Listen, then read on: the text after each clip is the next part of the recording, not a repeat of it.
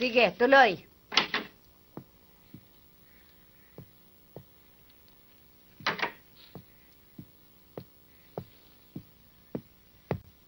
Pinatatawag mo raw ako, ate. May mga sulat ang mga bata sa kanilang mga magulang. Nabasa ko na ang mga yan. At wala namang problema. Ihulog mo na sa mailbox. Sige.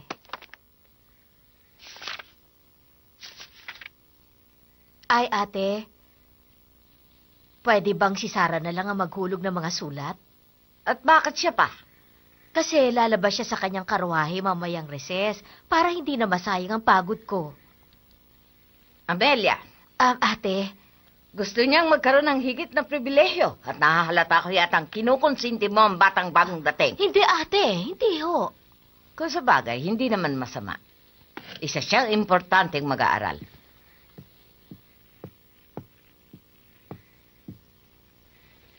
Sige, siya na maghuhulog niyan. Ay, nako, salamat ate.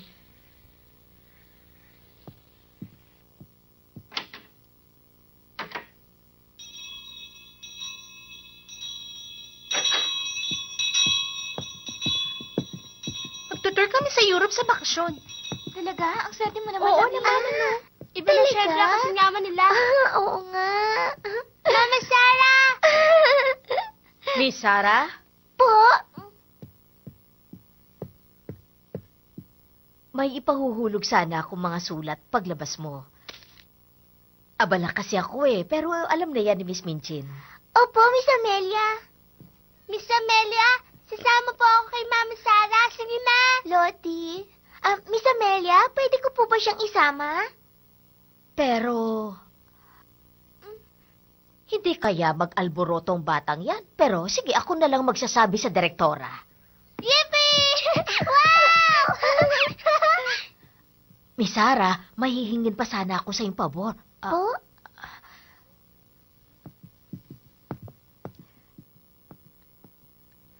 Nagbaba ng presyo ang bentahan ngayon ng sabong mabango sa bayan. Pwede bang magpabili ako sa iyo ng French soap? Opo, Miss Amelia. Ibibili ko po kayo paglabas ko. Sabon lang pala eh. Peter, ang sabi ni Miss Minchin, kailangan ni Miss Sarah ng karwahe. Madali, ihanda mo ang kabayo. O sige, sinabi mo eh.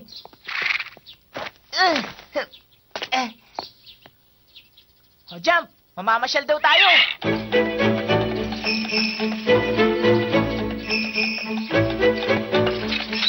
Maraming salamat, Peter. Sige, Lottie, sakay na.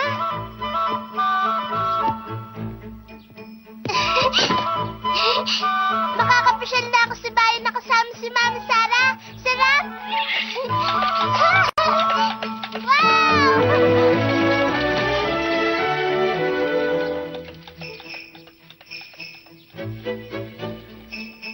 Yabang.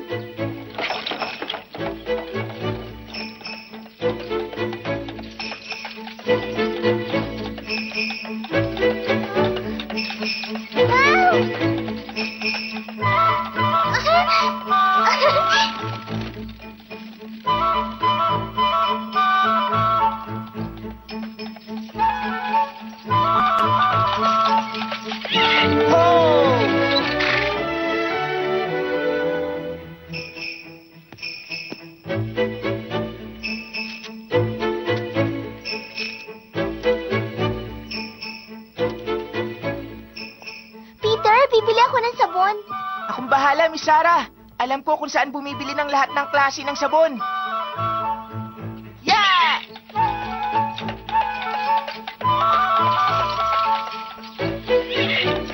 Ho!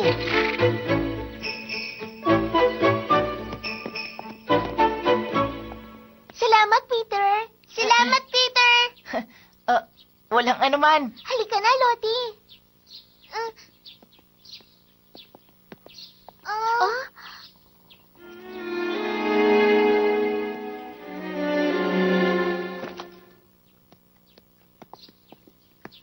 Ano yun? Paumanhin po, naligaw po ako. Hindi po ako tiga rito. Sa tingin ko nga. Miss, maaari po ba akong humingi sa inyo ng tulong? Oo. Bakit naman hindi? Ano ba yun? Teka, tutulungan na kita dyan sa maleta Huwag mo. na, salamat. May hinahanap lang po ako.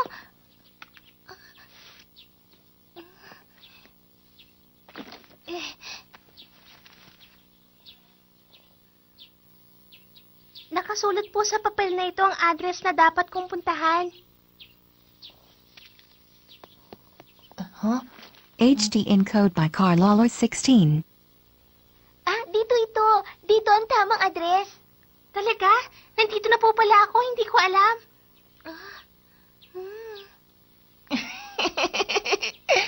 Malabo na bang mata mo? Hindi mo ba nababasa yan?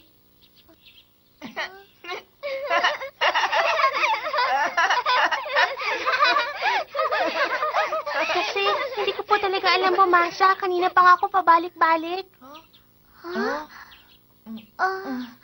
Basta, ang sabi lang sa akin, makipagkita ako sa nagpapalakad dito. Si Miss Minchin yun. Halika, puntahan natin. Pwede? Halika na. Tuloy ka. Salamat.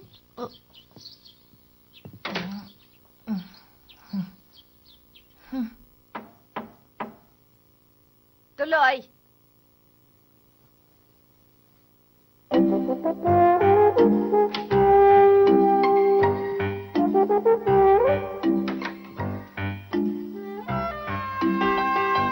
Halika. Meron po naghahanap sa inyo. Maraming salamat, Sarah.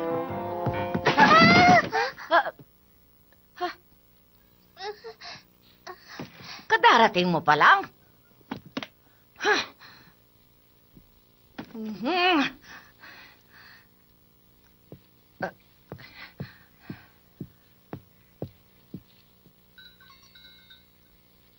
Amelia! Amelia!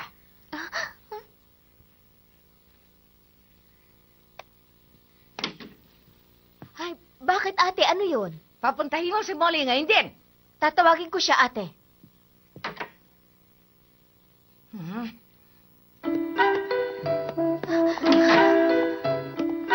Dali.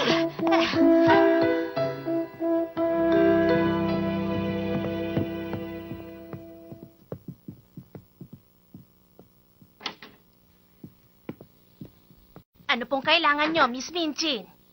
Ayan na ang katulog na inaasahan natin. Paano nakapasok ng basta-basta ang pulubing ito?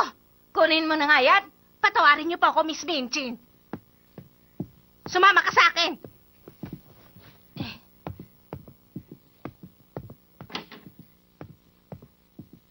Huwag kang babagal-bagal.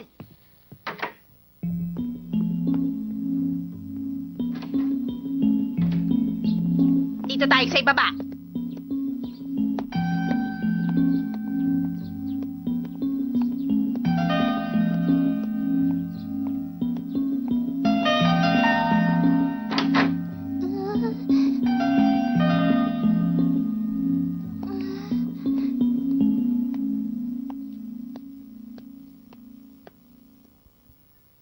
Miss Sarah, eksklusibo ang para lang ito para sa mataas na lipunan. Huwag kang nakikipag-usap kung kanin-kanino lamang. Tandaan mo yan.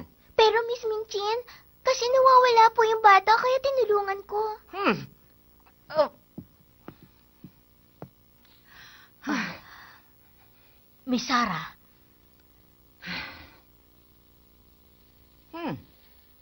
Ano yung hawak mo? Akin na, tignan ko. Ay,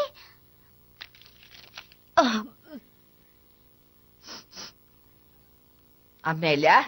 Para sa'yo talaga yan. Ipinabili ko kay Sarah kanina sa bayan. Sana, ate, magustuhan mo. Amelia!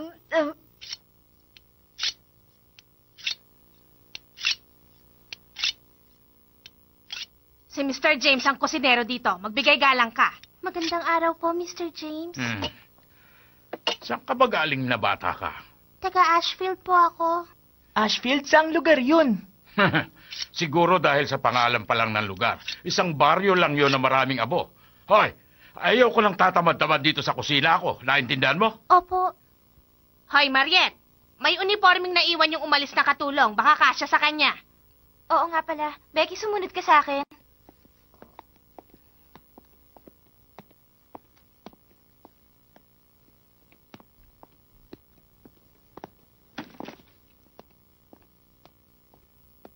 Ay, salamat. Mababawasan na ang trabaho ko dito. Sana masipag siya at hindi mareklamo.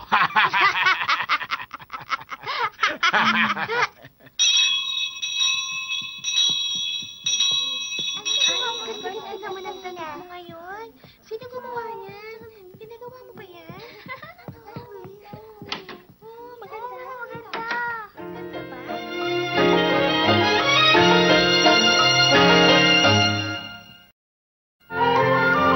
Packboy Anime. Wow, Mariet! Alam mo ba, ngayon lang ako nakapagsuot ng medyo bagong damit. Pero tingin ko, malaki sa'yo. Aayusin ko para magkasya. Sige, salamat, Mariet. Aba, nandito ka pa rin palang bata ka. Pagbibihis ka lang para kang senyorita. Bumaba ka na nga doon. Opo. May naghihintay sa'yong trabaho, nagtatago ka rito. Kumuha ka ng mga uling sa bodega at dalhin mo doon sa itaas. Opo. Magpapala ka ng uling sa silong. Ilalagay mo yun sa balde at iaakyat mo sa hagdan. Huwag kang magkakalat ng kahit ano doon. Sige na, baka mapagalitan ka pa. Salamat, ha?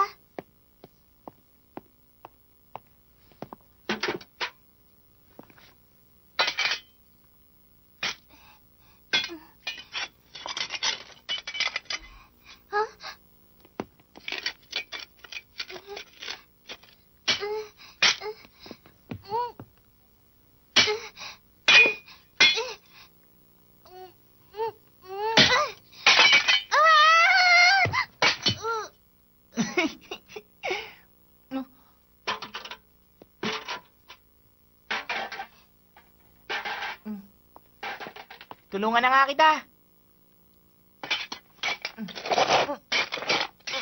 Akin na yung balde. Oh, ayan. Ganyan magpala. Salamat, ha? Teka, ako nga pala si Peter. Kung may gusto kang malaman dito, basta tanungin mo lang ako lagi.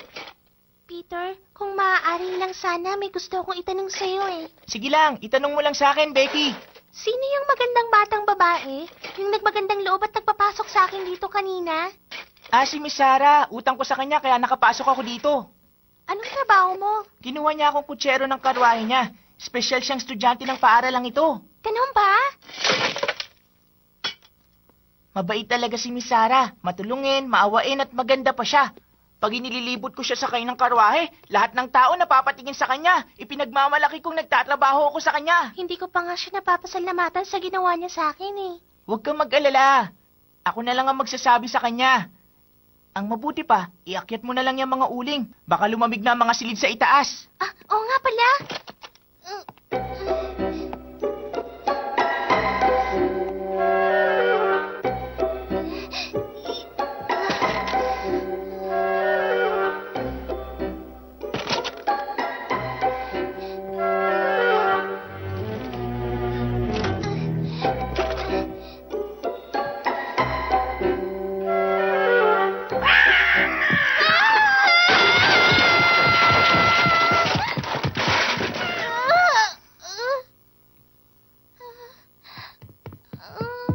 Nako! Ano ba yung katangahang ginawa mo? Hindi ka nag-iingat! Dali, linisin mo yung kalat mong yan! Opo.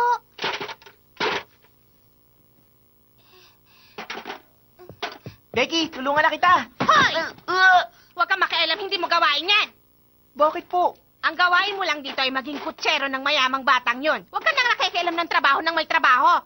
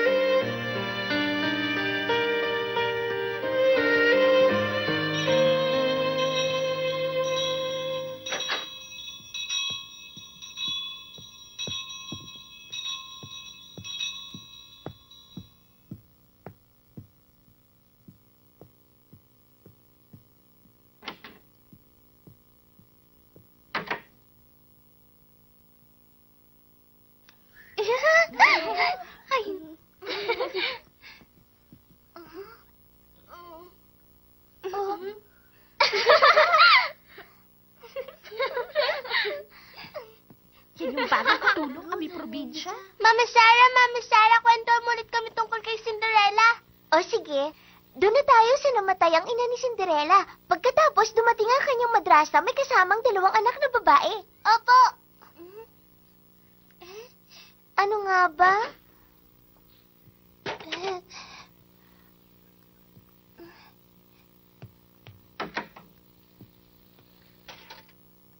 Packboy Anime.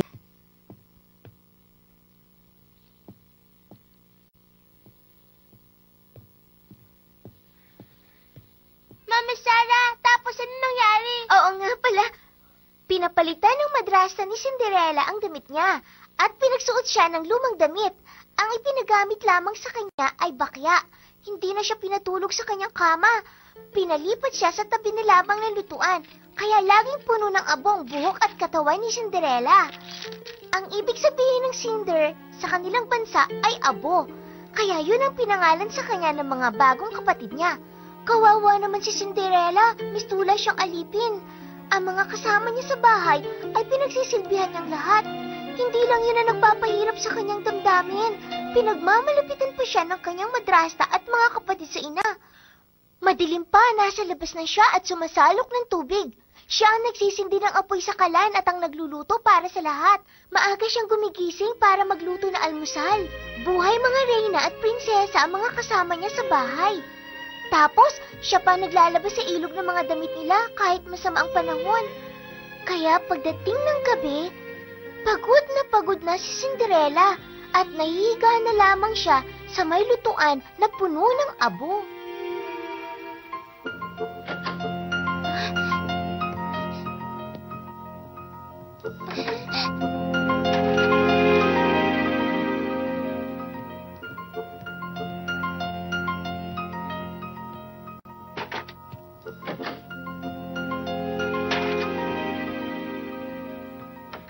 Alam mo bang nakikinig ang katulong ngayon sa kwento mo? Akala mo estudyante? Oo, alam ko. Kaya nga medyo nilakasan ko para marinig niya. Ano ka ba naman, Sarah? Nakikisalamuha ka sa walang kwentang tao. Hindi ko alam kung paano ka pinalaki ng mami mo. Pero ang mami ko, hindi ako papayagang gumawa ng ginagawa mo. Palagay ko, hindi naman magagalit ang mami ko sa akin, Lavinia. Gugustuhin pa nga niyang ginagawa ko eh. Nagkukwento lang naman ako. Hay nako, hindi ba wala ang mami mo? Alam namin yon. Paano mo masasabing magugustuhan niya? Nagugustuhan niya ng mami ni Mama Sarah. Nasa langit siya gaya ng mami ko. Binabantayan kami ng mga mami namin nasa langit. Buti nga sila nasa langit na. Ewan ko na sa mga mami niyo. Nako, Sarah, pinulag mong isipan ng mga inosenteng bata. Pati yung tungkol sa langit, ginawa mong fairy tale. Pag nalaman to ni Miss Minchin, lagot ka sa kanya dahil isusumbong kita. Mali ang pagkakaintindi mo. Meron nga akong binanggit tungkol sa langit, pero hindi ko yan pinalalabas na fairy tale lang. Halina kayo, Lottie. Ermengarde. Opo, Mama Sarah. Magkwento ka ba?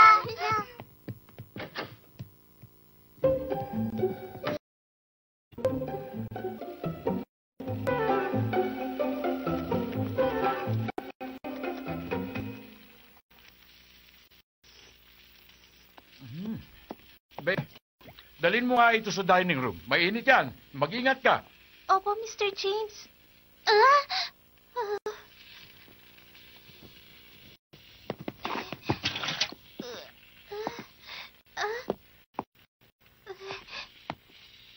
Ama naming nasa langit, maraming salamat po sa mga biyayang ibinibigay niyo sa amin sa araw-araw.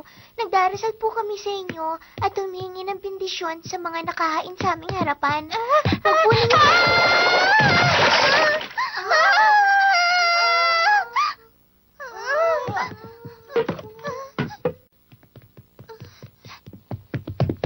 Ano ka ba?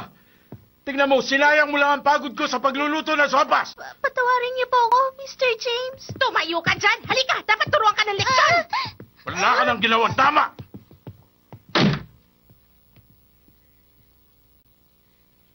Miss Minchin? Ha? Maaari naman po tayong kumain ng walang sopas ngayon eh. Kaya nakikiusap po ako. Patawarin niyo na po si Becky. Pakiusap! Ha? Pakiusap.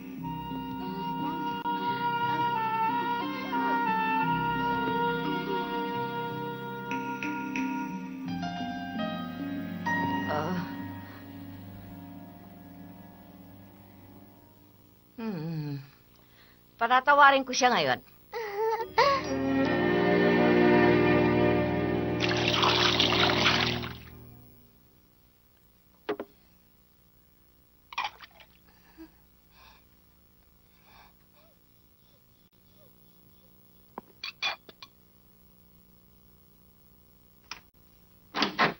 Dalian mo dyan, ang bagal-bagal mo. Pagkatapos mo maghugas, mamalansya ka naman. Bukas alas 5 dagising. Opo.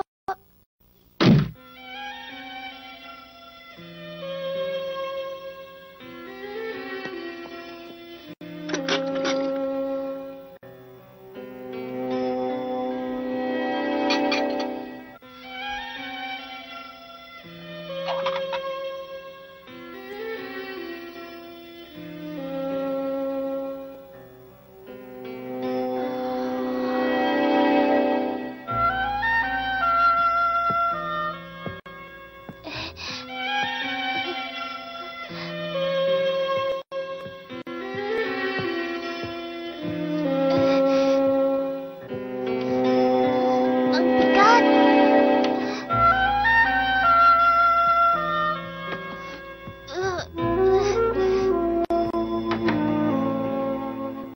Kawawa naman. Bata rin siya tulad ko, pero pagod na sa trabaho.